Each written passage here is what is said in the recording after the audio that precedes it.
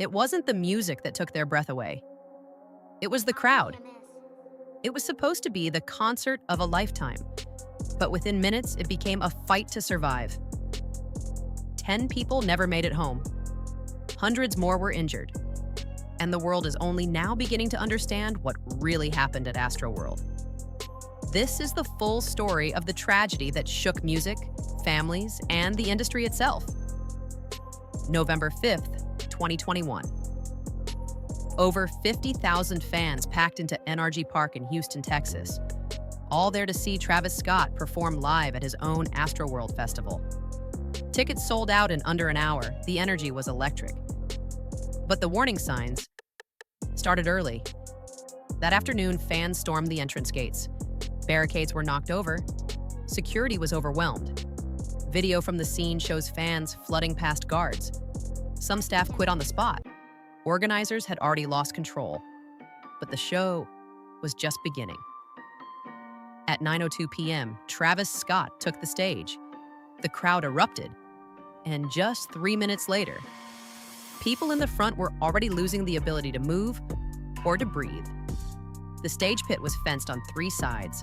Thousands surged toward the front. But there was only one narrow exit path behind them. Crowd experts later measured the density in that zone. 1.85 square feet per person. That's past the point where people start to suffocate. Survivors described it as being stuck in quicksand. People couldn't lift their arms, they couldn't move their feet, they couldn't even scream. In the middle of that crush was 9-year-old Ezra Blount. He was sitting on his father's shoulders, watching his favorite artist. When the crowd surged, Ezra's father fell. They were both trampled. Ezra was separated and crushed. He spent a week in a coma. He died in the hospital. He was 9.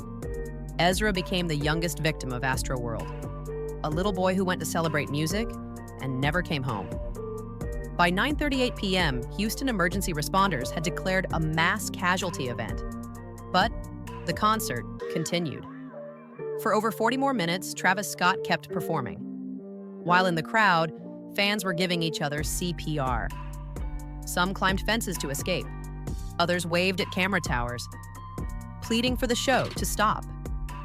Radio recordings released later showed chaos among medical teams. Some victims didn't receive oxygen for up to 20 minutes. It was too late for many. Netflix's documentary, Trainwreck. Astroworld tragedy gave the world a deeper look into that night. Unreleased emergency audio, fan footage, first-hand survivor interviews. But what the documentary didn't show was how early the danger had been flagged. Internal planning emails and safety reports revealed that staff had warned about crowd pressure zones days before the show. The layout was flawed. The exits were limited. The warning signs, ignored. It wasn't just a chaotic night. It was a perfect storm, a predictable failure.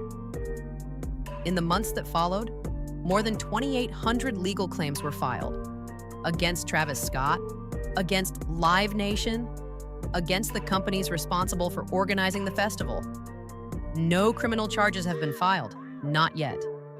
But victims' families continue to fight for justice, for accountability, for answers.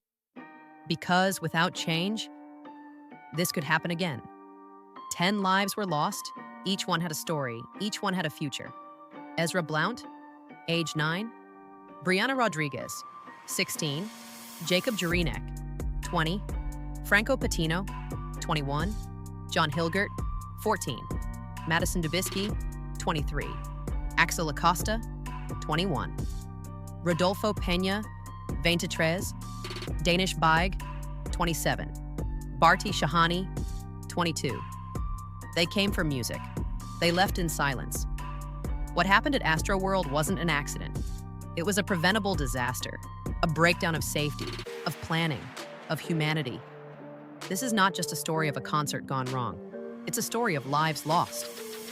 And a warning for the future. We owe them more than just headlines.